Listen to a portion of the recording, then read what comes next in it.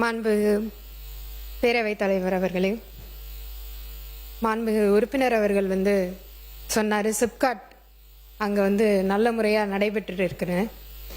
நாங்கள் SIPCOT revival mission அப்படின்னு சொல்லி ஒவ்வொரு மாவட்டத்திலையும் சிப்காட்டை ஆய்வு பண்ணிகிட்ருக்கோம்.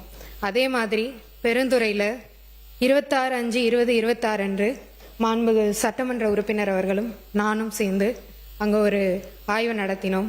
அவர் சொன்ன மாதிரியான எந்த விதமான பெரிய மாற்றங்கள் எதுவும் நான் பார்க்கவே இல்லை. ஏன் அப்படின்னா சொல்லிடுறேன் பேசி முடிச்சிரு. அதுக்கப்புறம் தொழில் பூங்கா 1097.86 ஏக்கரில் ஆரம்பிச்சிருக்காங்க. பல வருடங்கள் ஆயிருக்கு. அங்கே 4 கம்பெனி மட்டும்தான் இன்னைக்கு வர நடத்திட்டு இருக்காங்க. அதில் 32 தொழிற்சாலைகள் அமைப்பதற்கான மனைகள் இப்போ ஒதுக்கீடு செய்யப்பட்டிருக்கு. அங்கே முதலீட்டாளர்கள் கூட நம்ம ஒரு ஆய்வு நடத்தினோம். அவங்களுடைய கோரிக்கை எல்லாமே தண்ணீர் அங்கே இல்லை, ரோடு வசதி இல்லை, தெருவிளக்குகள் இல்லை, சரியான பஸ் வசதிகள் அங்கே இருக்க மக்கள் சிப்காட்டுக்கு வர முடியாத நிலைமையில தான் இன்னமும் இருந்துட்டு இருக்குன்னு பல கோரிக்கைகள் வச்சாங்க. அதுக்கேற்ற மாதிரி ஆய்வு நடத்தின உடனேயே நீர் வழங்குறதுக்காக 1/6/2026 காவிரி நீர் வழங்கல் திட்டத்தின் மூலமா நம்ம சோதனை ஓட்டம் செஞ்சு அதில் கண்டறியப்பட்ட குறைகள்லாம் திருத்தி 7/6/2026 நிலம் ஒதுக்கீடு செய்யப்பட்ட அனைவருக்கும் நீர் வழங்கியிருக்கும். இதுல 2வது முறையா TNPL மூலமா நீர் வழங்குதல் திட்டமும் செயல்படுத்தப்பட்டிருக்கு. இதுல சாலை வசதி அங்க இருக்க 2 முதலீட்டாளர்கள் கேட்டிருந்தாங்க. சாலை வசதிக்கான டெண்டர் 6/7/2026 அன்று ஒதுக்கீடு செய்யப்பட்டு நாளைக்கு அது ரிலீஸ் செய்யப்படுது. இதன் மூலமா அங்க இருக்க சாலை வசதிகளும் செய்யப்படுது.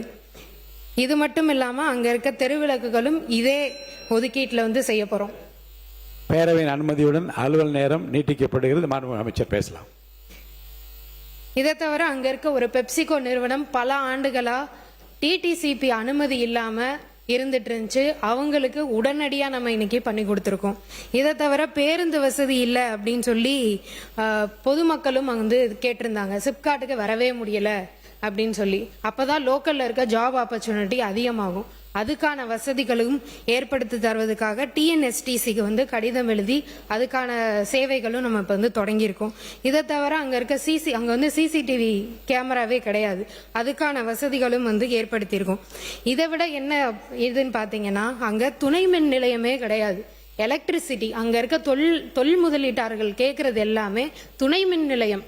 அதாவது எலக்ட்ரிசிட்டி இல்லாம எப்படி ஒரு தொழில் நம்ம ஆரம்பிக்க முடியும்?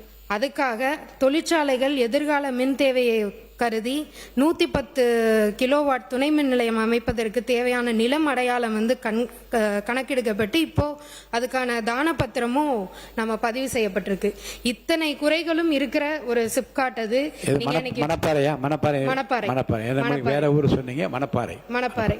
இது இங்கே மட்டும் கிடையாது, பல இடத்துல சிப்காட் இதே நிலைமையில தான் இருக்கு. போய் பார்த்தீங்கன்னா பொட்டல் காடா தான் இருக்கு.